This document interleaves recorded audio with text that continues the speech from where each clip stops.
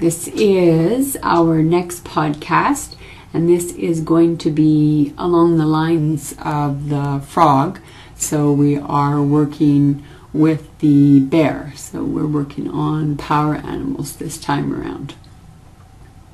So I'm going to do my usual quietness. I hope you're having a good week, and let us begin our journey with the bear. Hello everyone, and I'd like to welcome you to another edition of our podcasts that refer to power animals. Because Waking the Bear, my annual spring ceremony, was on March 17th, I wanted to talk about the bear not only as a power animal, but about the bear not only as a power animal, but more so what the spiritual significance of bear is. Now, I know last year we did a special podcast called Waking the Bear, and I know that some of the information I'm going to put together for this particular podcast may have some influences and possibly even repeat references to the bear.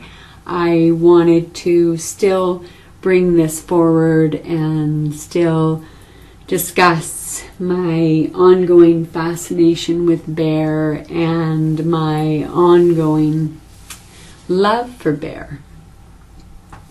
Being Majikiwis on the medicine wheel, bear is the spirit keeper of the West.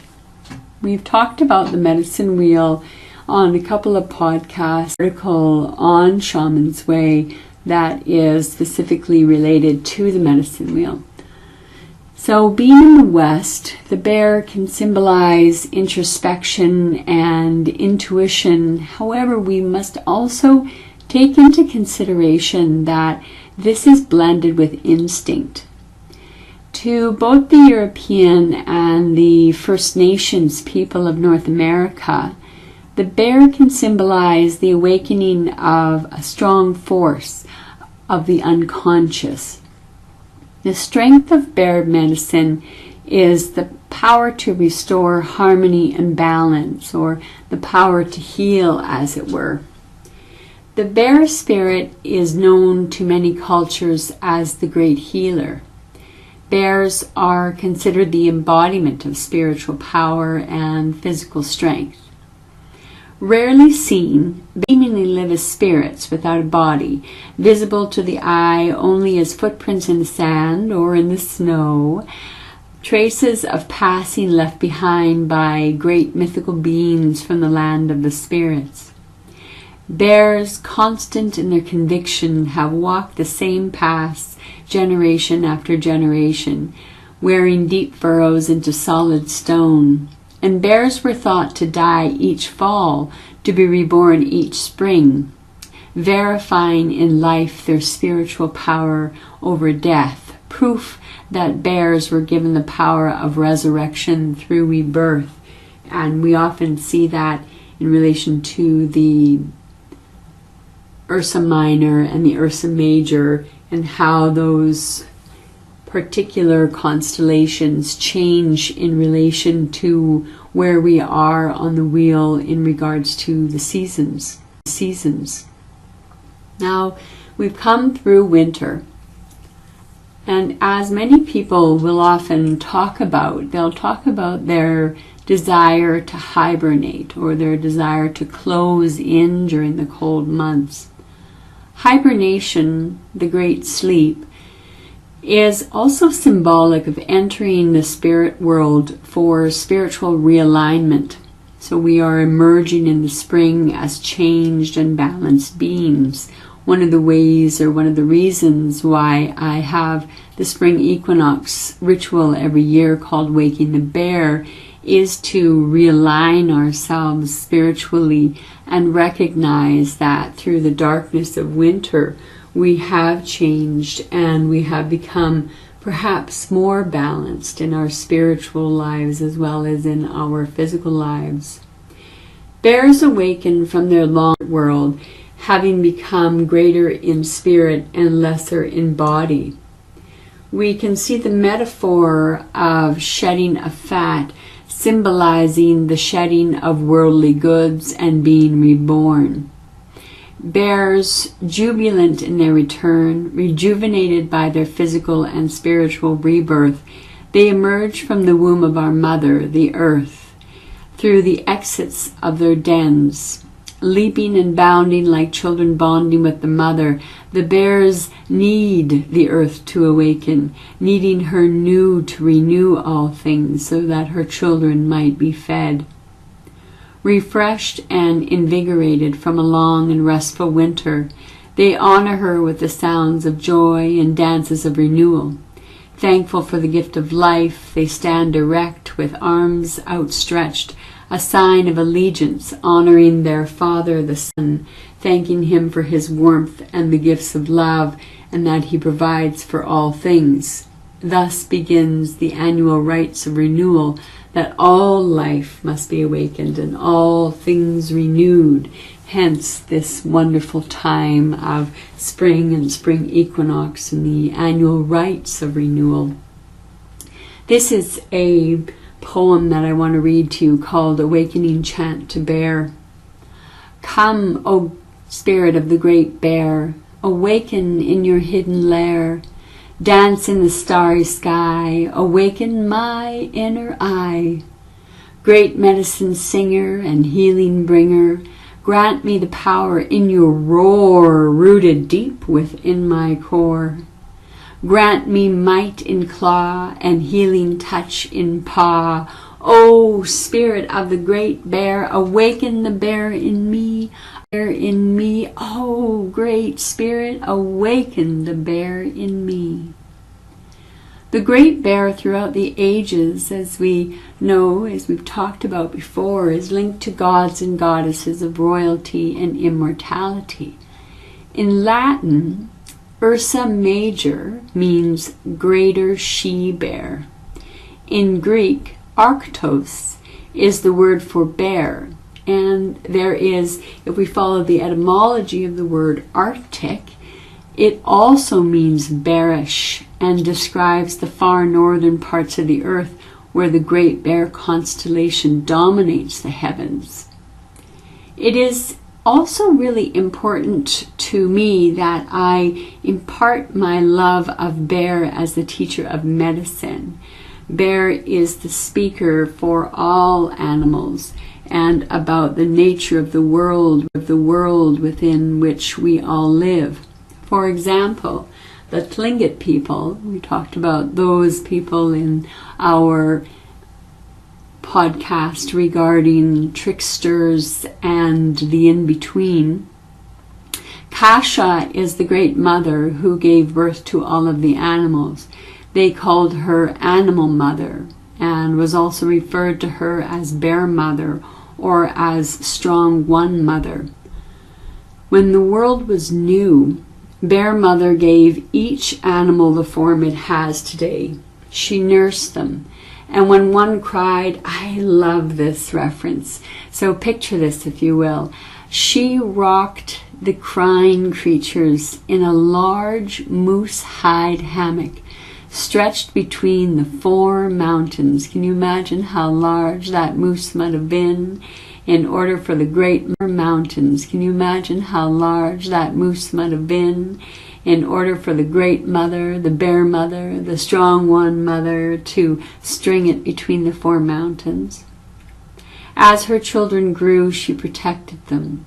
She taught them what food to eat and how to get along. She-bear, this mother bear, who promised to renew our understanding about how to live in this world if we come and spend some time with her. So Awakening the Bear is that promise to me and promise with Spirit of the Bear that we are going to come and spend time with Bear.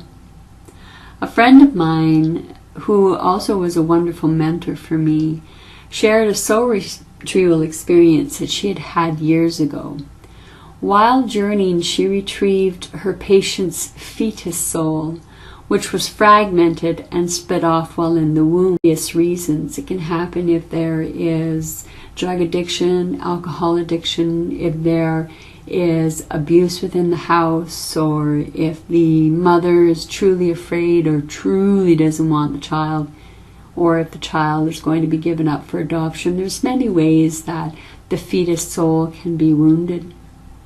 However, my friend who was journeying, she was taken to a cave in which this mother bear was suckling the fetal soul, and at the same time suckling her own bear cub.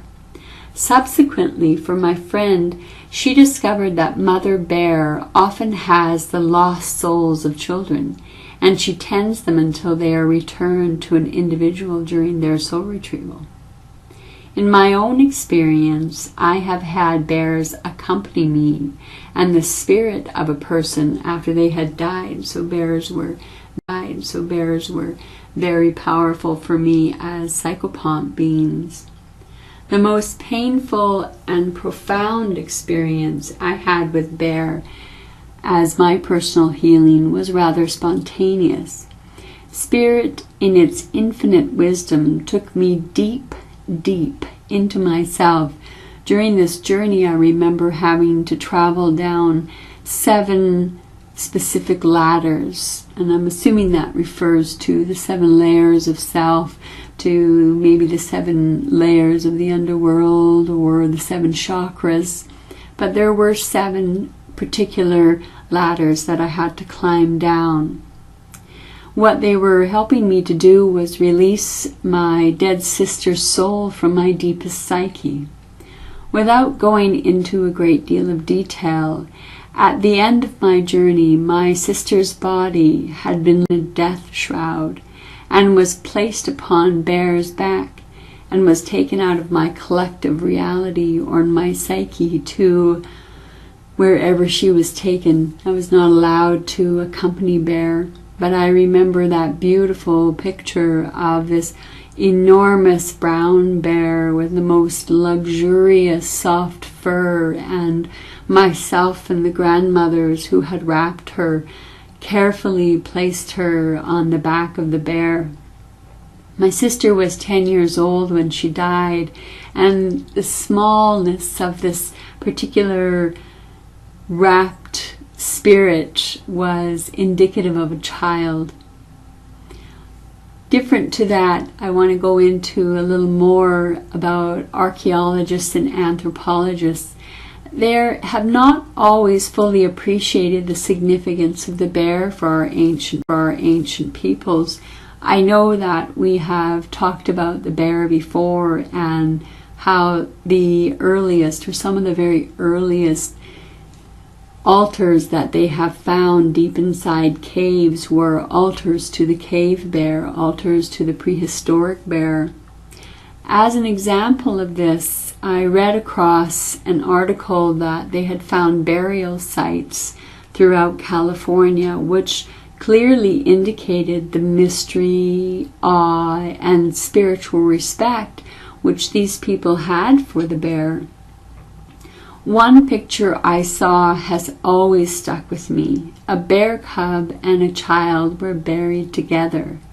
The bear was buried directly behind and parallel to the child, and with the arms of the cub surrounding the child. That leaves me with just a beautiful image.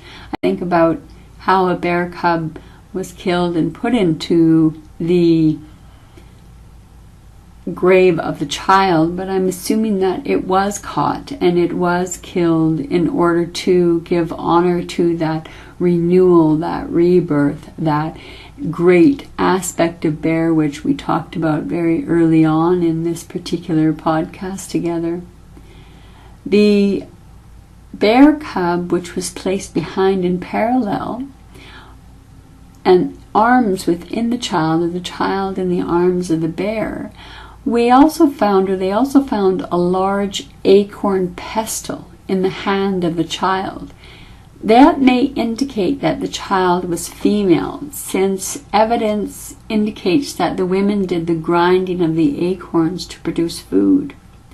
A number of shell and stone beads were. The beads are of a style which allowed them to give this site an approximate date of 1500 AD. Such burial sites found throughout California and similar sites of human and bear skeleton remains together are found throughout the world, and this reminds us of human special relationship with bear. Those of us walking the spiritual path need times to ritual together. We need a sacred space in which to explore, nourish ourselves, and develop a robustness of heart, of courage, and hold a vision that is based on a positive sense of wholeness, or wholeness restored when otherwise we would feel fragmented. And wholeness restored as well to my soul sister, to my sister who died, and soul sister to my sister who died, and that the piece of her soul which was lodged deep within my psyche, deep within my heart, had to be returned to her, and perhaps her soul was in the process of preparing for rebirth, and it was incumbent upon myself and my spirits to help her return to her wholeness, so that if she's reborn, or when she was reborn, she would be born with more whole, or more whole in her own self. Bear shamans and bear medicine societies are present in many forms in many diverse and distant peoples. From my readings and from my gatherings, no two bear shamans were ever the same. How could they be? We are all in individual relationship with the spirits that we have. However, what I have found is that there are certain elemental qualities that characterize the spiritual bear. Any hunter could tell you how the great claws of the bear rip through trees, brushes, digging deeply and with passion into anthills. Bear shamans can use the gifts of their bear claws to dig deep into a body and remove what does not belong. Bear shamans have been known to be great healers of deep wounds, as well as others have been known for healing bones. There are bear shamans who have claimed the power over life and death, taking on the resurrection mythos of the bear. I have read some very interesting accounts of bear shaman healings, and I can only imagine how it would feel to be a part of such a power-filled and long-standing. Healers like the bear restore balance and harmony. And the bear is often the keeper of the dream time. Again, we're Majikewis, we're in the West, we're in that place of introspection, and the West is that place of dream, the stores of teachings of dream until the dreamer wakes them up. Many tribes have called this space of inner knowing the dream lodge, and I think, I'm sure some of you have run across the term the dream lodge, and I know I intend to speak about it in later podcasts. So in the dream lodge is where the death of the illusion of physical reality overlays the expansiveness of eternity.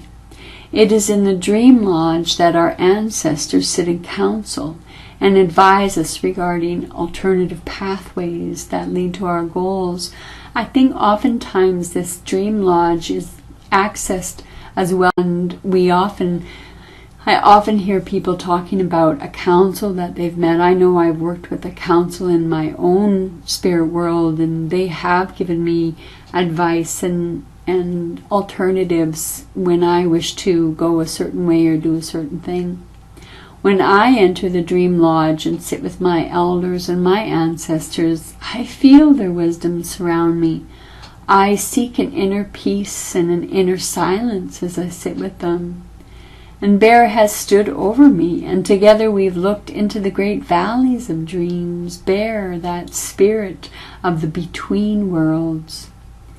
Bears are active during the night and day, and to our ancestors, as well as to us, this symbolizes the connection with solar energy, that of strength and power and lunar energy, that of intuition.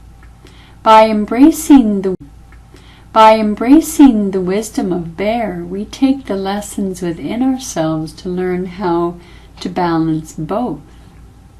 For people from the ancient times to now who track Bear's ways, Bear is the walker between and among the worlds, the Great Mother, the one who carries the spirit to beyond, and the one within this earthly realm who also teaches us.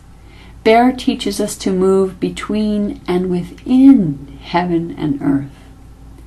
Bear awaits for us to answer her call, to walk through the wilderness, to descend into the dark, moist cave and experience what the spirits wish to share, whether that is in a chthonic way. Is Bear going to be your catharsis? What is Bear going to represent if you work with Bear? Bear ascends with us alchemical mysteries of darkness within light and light within darkness, into some deeper knowing of coming home, of going home, of being home, and for all. As some work that I would recommend that you do, I would ask that you explore different bears. So there's Bear who turns the world, so the powers of the upper world or the sky bear. There's also Bear shows the way, so this is the power of the middle world, so this is Earth Bear. How do you recognize and work with Earth Bear? We have Bear births the world, so we have powers of the lower world. We have the cave bear, and we have Bear dreams the world, so the powers of the dream time and the spirit bear. Prayers and welcome to the bears. World, the great bear, the sky bear, the ever constant wanderer who can spin the night skies, the dream keeper. Powers of the earth bear, powers of the middle world, the known world, the silent walker, the silent stalker between the worlds, sharing consciousness in the womb of earth. Powers of Bear that birth the world, the lower world, to the caves of the world. Deep and hidden in these caves we honor your altars, your bones, carvings, all sacred art, the cave bear, the ancient of the bears, the wisdom keepers. The bear dreamers, Bear who dreams the world, keeper of the dark, remembrance of the deep and powerful energy of the dream. You who dream the world into existence and dream it back, and powerful energy of the dream. You who dream the world into existence and dream it back into history, the keeper of the collective stories. To all bears we welcome you. Yeno, yeno, hey ho, ho. One of the bear songs that we often sing when we are doing the rituals for Bear comes from the Cree tradition. And on another podcast, when I talk about the different kinds of chants to do in spirit canoes and how to move between the worlds, I will happily share that chant with you. For now, I would like us to reflect on how the bear is a beautiful being to all of us. And if you have a bear in your world, do you work with the brown bear? Do you work with the black bear? Do you work with a polar bear, a grizzly bear? Do you see the bear in all of its different forms? Do you see a panda? Do you see that ever-loving and playful bear? What kind of bear, if any, do you see? Is the bear your power animal, your spirit kin? Is it a spirit which helps you out occasionally but is not necessarily given to you as a power animal?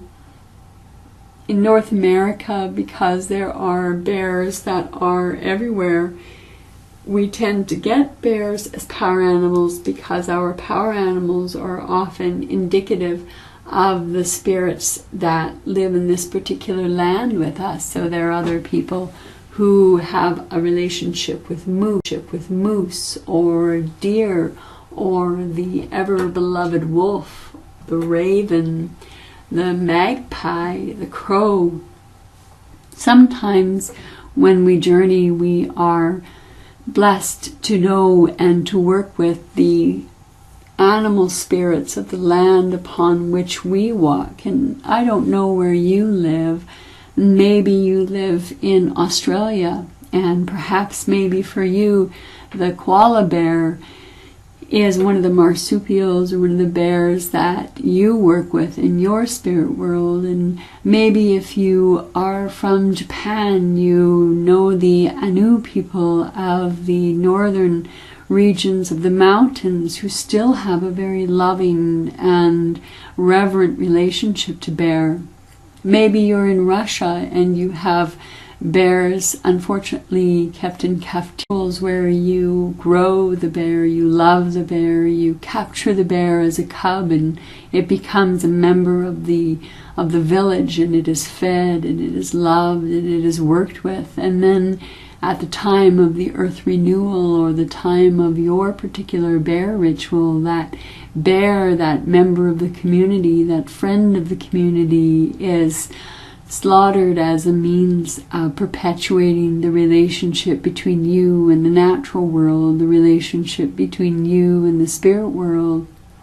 If you are the Inuit people and the Dene people of the northern territories of Canada, the polar bear may be a very powerful symbol for your shamanism, for your spirit walk.